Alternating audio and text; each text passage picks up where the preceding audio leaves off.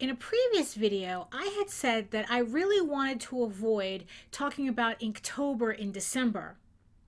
Well, it's January, so it doesn't count.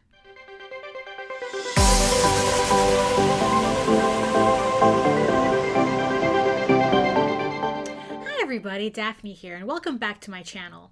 Before we get started, check out my artwork at the galleries and social media sites next to me on the side here. And don't forget to subscribe and click on the notification bell so you can get notified whenever I upload a new video. And as always, there's free comics waiting for you at the link in the description box below, so don't forget to sign up for them. So, a couple of months ago, I did a video called Should I Do Inktober? And at the time when I made the video, I was seriously contemplating it, and I guess I made the video in an attempt to convince myself to join the Inktober crowd and participate in the monthly challenge of creating an inked piece every day for 31 days in October. In the video, I explained all the reasons why I should be doing Inktober. At the time, I was actually trying to convince myself to do Inktober. Inktober is a rather intensive challenge. It's a lot of work to do, especially if you have a lot of work of your own to do. I believed that if I did the video, maybe if I put my intention out there, that I would be able to get through Inktober, even though I really didn't feel the need to want to do it. I had a lot of work of my own to do, and Inktober was just, I hate to admit it, getting in the way even before I started thinking about it. But because of what it was, I felt somewhat obligated to try to do it for some reason. In the end, I did try to do some pieces. Well, not that I tried, I actually did some pieces, but I completely failed the challenge pretty much as soon as I started it. I knew going in I wasn't wholeheartedly wanting to do it. Failure truly was an option here because there was nothing else I was going to do with it. I tried a couple of things thinking that if I planned ahead a bit, I would be able to get through Inktober, but even that planning wasn't enough to get through the whole month. In fact, I was only able to do 7 pieces, exactly 1 week of Inktober, before I just said, you know what, I'm actually not really that into it. I'm just going to stop it right there. So what I want to do is do a recap of that 1 week of Inktober, go through the images, and kind of like give you my thought process as to what happened, what doing the pieces was like, and just giving you my overall impression of Inktober. Not only that, stay tuned to the end of the video because I'm also going to explain to you as to why I am never going to do Inktober again. Let's get started. So this is the sketchbook that you might recall from the subsequent video that I made from that, explaining some of the art supplies that I'm going to be using for Inktober. So as I had stated in that video, I did end up using this sketchbook, which is a Strathmore sketchbook, 100 sheets. You can get this at a Michael's or a Staples. It's very easy. It's a very basic sketchbook. When I decided I was going to do Inktober, I have to admit I really wasn't into it. I thought that, I could use the challenge. It was something different.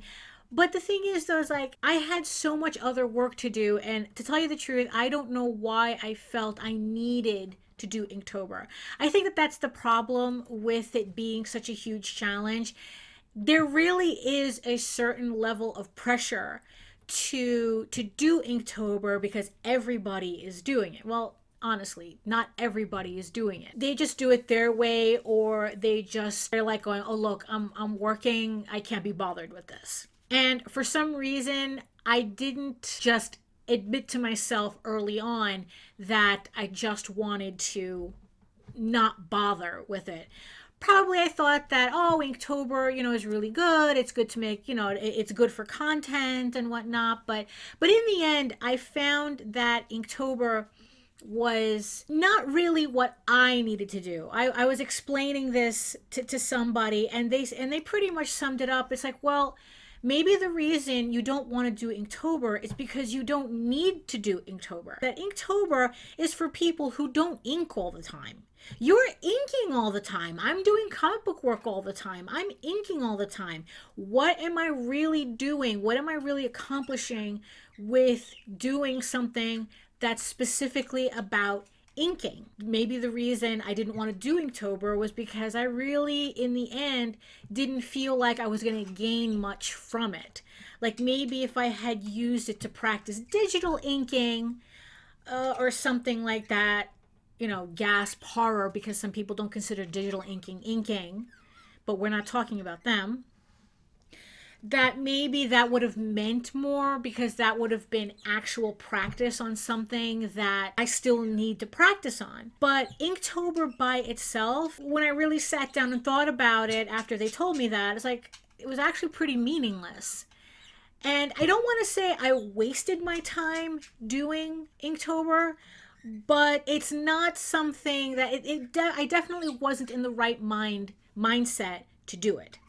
So what I did in an attempt to try to circumvent these feelings that I had, I did 7 sketches in advance, because I figured that at least if I had the sketches done in advance, then I would be able to get through them faster, and then every 7 days I would just do another set of 7 sketches and then do that week, which sounded like a good idea at the time. But what happened is that once I did the sketches and once I finished inking those sketches, I really had no motivation at all to actually continue the project. This is the first piece that I did, and this is the ring prompt.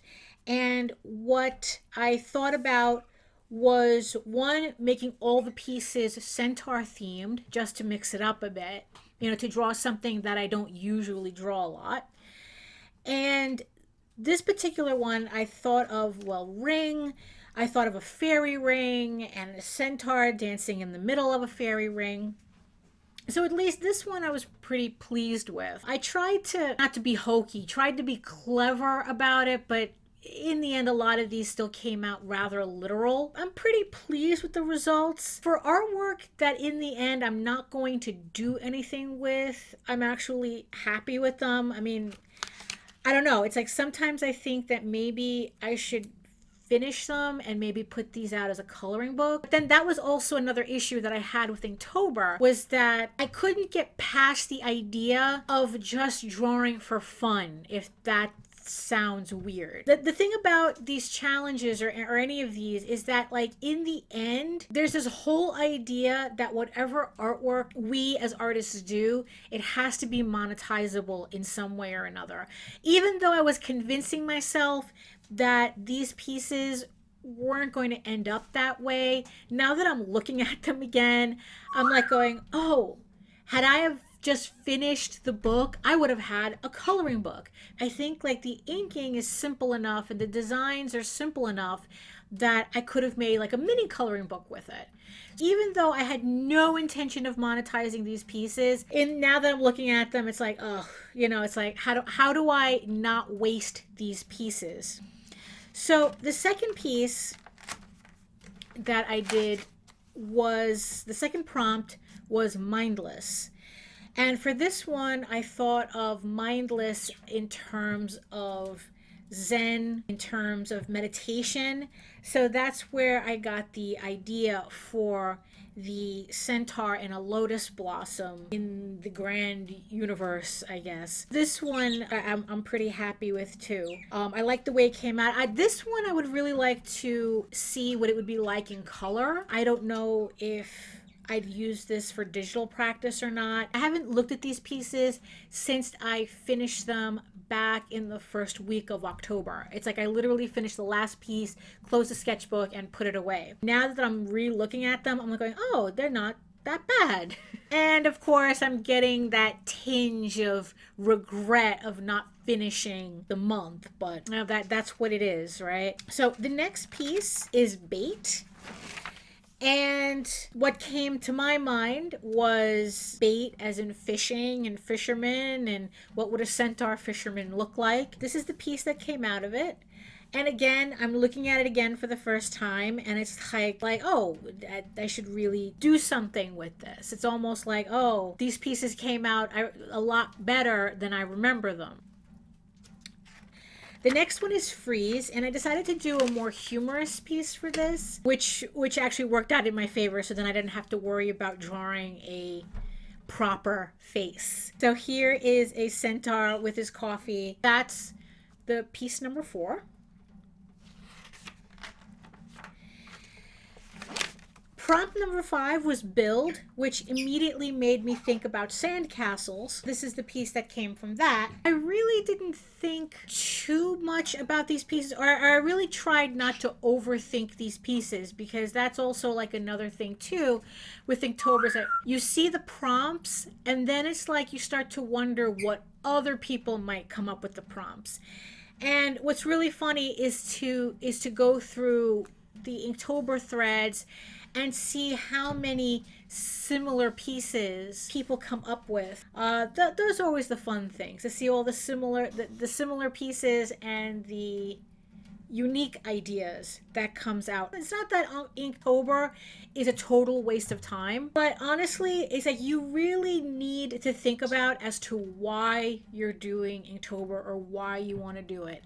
I think that what happened was that I got really caught up in the peer pressure of it, and the whole, this is what everyone's going to be doing this month, and this is going to be like the thing to do, not really thinking about why I either needed or not needed to do it. And actually it leaned more towards I didn't need to do it. I wasn't going to get anything out of Inktober.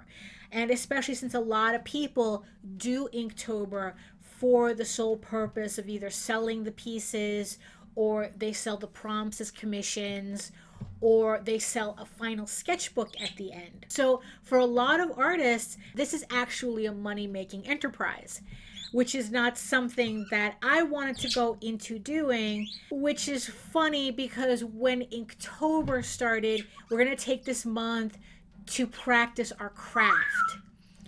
And it quickly morphed into, I'm using this month to create a product. That was probably also another reason why I wasn't really into Inktober as much as I wanted to be. So this one is the Husky, number 6. This is number 6. The prompt was Husky. This piece was inspired by an artist named DJ Kirkland who drew a comic called Black Mage. That you can find it on Amazon. And he does a lot of, when he's not doing a lot of like anime influenced characters, he was doing a whole series of sexy large guys. And when I heard the prompt Husky, I thought about his artwork for this character, and it's like, well, okay, this was probably the one piece where I did kind of like push my boundary a bit, because I'm not used to drawing different body types, which is another thing lacking that I have lacking in my skill set. So at least for this one, it's like I decided to run with that idea and create this centaur. So the next piece that I did was Enchanted. I think this is number 7, so this would be the last one. By this point, I was just so ready to finish this. I was so happy it was the last piece. I just wanted to just finish it and get back to my actual work. Again, going all the way back to, it's not monetizable work. That wasn't the idea with these pieces. And the one thing that I began noticing when I was sketching out these 7 pieces, aside from a few things here and there, I really wasn't challenging myself with the designs. I was just doing pieces as quickly as possible for the prompt, which probably also was a red flag that I wasn't really interested in the project. So, and when I finally got to this one, I think this one really told me that it's like, oh, you're really not being that imaginative here with this piece. And if you kind of see it as it goes along, you know, the characters stop kind of doing things as opposed to just being there.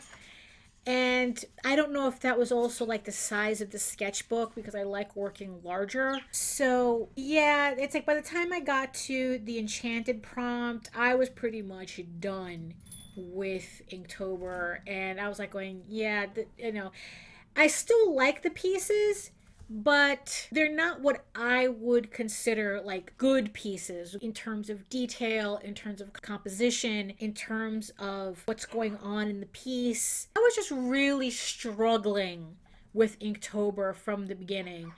Was I better off skipping it completely? Probably, probably. I mean, the pieces are nice. I'm still happy with the pieces, but I could have utilized the time better. That's pretty much where I am with the 7 pieces.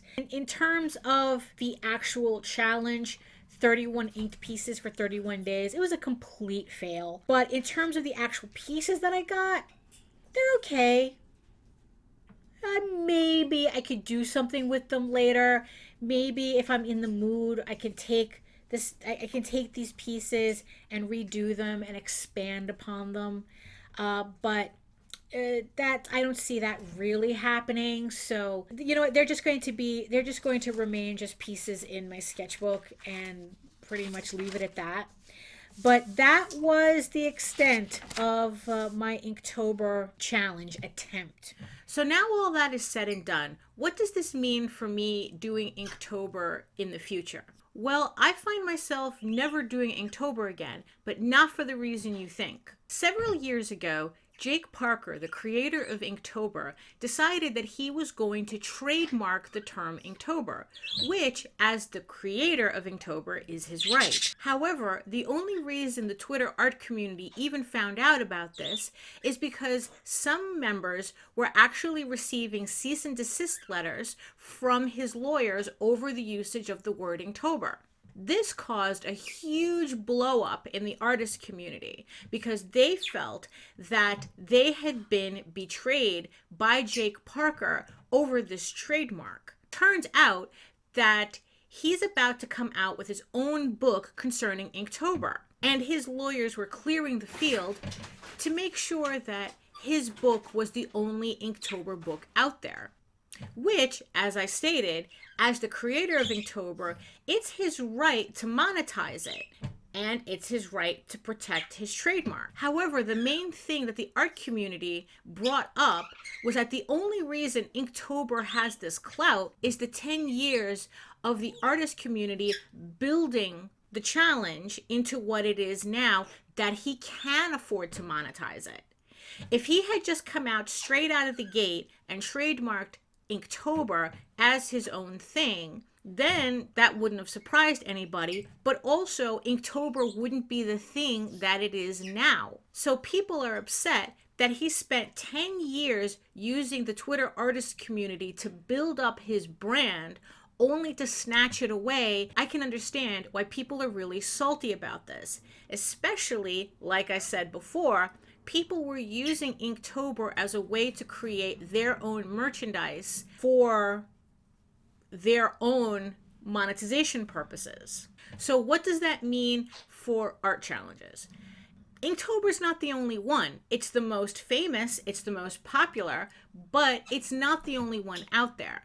And a lot of artists have decided that they also are never going to do Inktober again, and instead doing more generic monthly challenges in lieu of using Inktober. Even though Jake Parker tried to blame all this on an overzealous lawyer, the thing is, though, is that it's his responsibility to protect his trademark that he knowingly filed for his brand. So to say that an overzealous lawyer is the one harassing artists is disingenuous, because his lawyer is doing exactly what he's supposed to do when it comes to trademark. So Because of that, I am never going to do Inktober again as that challenge.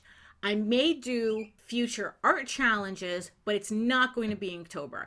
Inktober is not that interesting that I want to risk getting a cease and desist over. Speaking of monetization, I now have Amazon affiliate links in the description box below. You can pick up some of my favorite art supplies by using the affiliate links. What that does is that it kicks some money my way without adding any extra charge to your order. So it's just one of the many ways that you can help out this channel. I'd like to hear your thoughts about Inktober, how you feel about it, and maybe your opinions on the trademark issue in the comments down below. So until next time, see you on the next video. Bye!